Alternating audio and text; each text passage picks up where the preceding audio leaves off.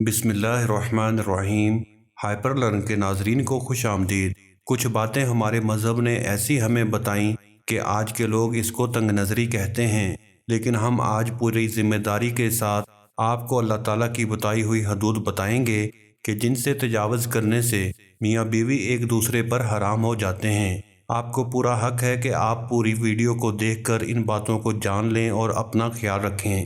اللہ تعالیٰ نے قرآن میں اور نبی پاک صلی اللہ علیہ وآلہ وسلم نے اپنی حدیث کے ذریعے شادی شدہ جوڑوں کے لیے کچھ حدود بیان کی ہیں، اور کوئی بھی شادی شدہ جوڑا ان حدود کو پار نہیں کر سکتا۔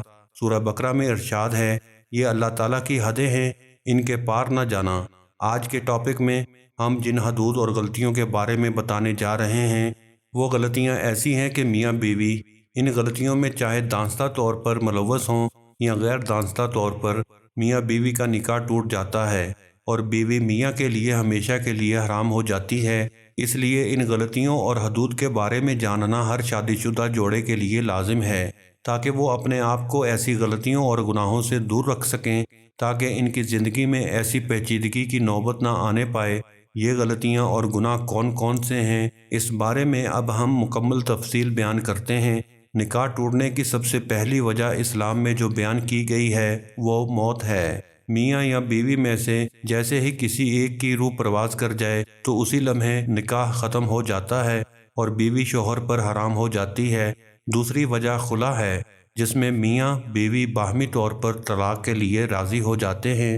تیسری وجہ ایلا ہے، جس میں شوہر اپنی بیوی سے 4 ماہ ہم بستری نہ کرنے کی قسم کھا لے اور اس قسم کے بعد واقعی 4 مہینے ہم بستری نہ کریں تو نکاح ٹوٹ جاتا ہے۔ یہ یاد رہے کہ ضروری ہے کہ شوہر قسم کھائے، بنا قسم کھائے ہم بستری نہ کرنے پر طلاق نہیں ہوگی۔ چوتھی وجہ جس سے نکاح ٹوٹ جاتا ہے وہ ہے لعان، جس میں شوہر اپنی بیوی کو زنا کرتے ہوئے دیکھ لے، اور لعان یہ ہے کہ شوہر 5 دفعہ قسم کھا کر بتائے کہ میں اپنی بات میں سچا ہوں، اور اگر میں جھوٹ بولوں تو اللہ کی لعنت ہو مجھ پر۔ اسی طرح اگر شوہر 4 سال سے زیادہ عرصے سے غائب ہو جائے تو قاضی اس کی بیوی کو نکاح سے آزاد کر سکتا ہے۔ زوجین میں سے اگر کوئی بھی دین اسلام سے منحرف ہو جائے تو تب بھی نکاح ٹوٹ جاتا ہے۔ اسی طرح اگر معتبر ذرائع سے یہ پتہ چل جائے کہ میاں بیوی دونوں آپس میں رضاعی بہن بھائی ہیں تو قاضی دونوں میں لازمی تفریق کروا دے۔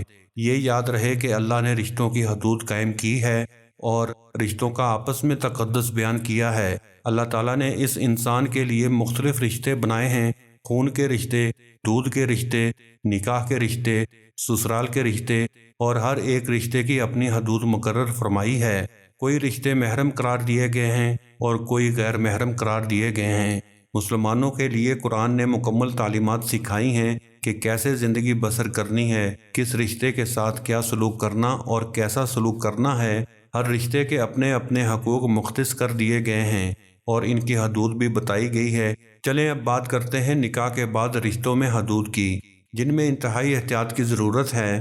اگر ان رشتوں میں ذرا برابر بھی بے احتیاطی کی گئی تو بیوی اپنے شوہر کے لیے ہمیشہ ہمیشہ کے لیے حرام ہو جاتی ہے۔ یعنی ایسا ہونے سے میاں بیوی کا نکاح ٹوٹ جاتا ہے۔ جب بیٹا 7 سال سے اوپر کا ہو جائے تو چاہیے کہ وہ ماں کے ساتھ نہ سوئے، اور اسی طرح جب بیٹی 7 سال سے اوپر کی ہو جائے تو وہ اپنے باپ کے ساتھ نہ سوئے۔ یہ شرعی حکم ہے، اسی لیے اس کی پابندی بہت ضروری ہے۔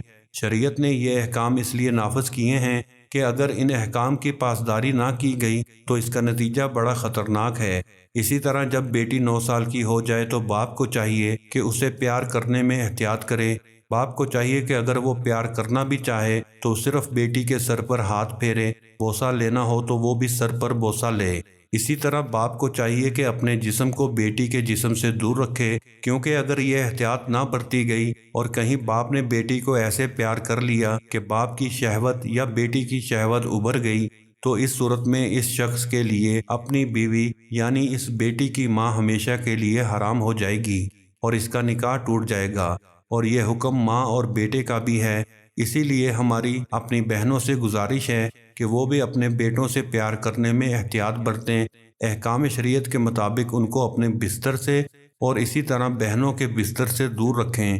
آج کل دین سے دوری اور اسلامی تعلیمات کو نہ سیکھنے کی وجہ سے پہلے لاڈ پیار میں بچوں کو بگاڑا جاتا ہے، ان کو ان کی حدود نہیں بتائی جاتی اور پھر بعد میں رونا رویا جاتا ہے جو بے سود ہوتا ہے۔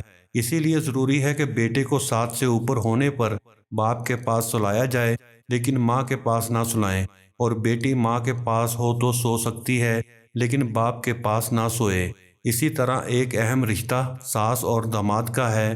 اگر نکاح کے بعد شوہر اپنی ساس کو ماں سمجھنے کی بجائے بدنیتی سے کام لے جس سے وہ ایک دوسرے کے قریب آ جائیں اور ان میں شہوت آ جائے، تو بیوی اس پر ہمیشہ ہمیشہ کے لیے حرام ہو جاتی ہے جو حدود شریعت نے طے کی ہیں۔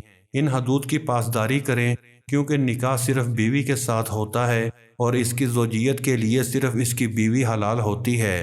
لہٰذا باقی سب رشتوں کے ساتھ برتاؤ میں ایک مرد کو بڑے احتیاط کی ضرورت ہے۔ اب سسر کے لیے حکم ہے کہ بہو کو اپنی بیٹی جیسا سمجھے، اس کو بیٹی کا درجہ دے۔ اب جس کو دین کی سمجھ ہوگی اور شریعت کی سمجھ ہوگی تو وہ ان رشتوں میں جو فاصلے طے ہیں ان کی پاسداری کرے گا، لیکن جو شرعی حصول سے ناواقف ہوگا وہ ان کی پاسداری نہیں کر پائے گا۔ اسی لیے اگر سسر اور بہو میں شہوت کا رشتہ قائم ہو جائے تو تب بھی نکاح ٹوٹ جاتا ہے۔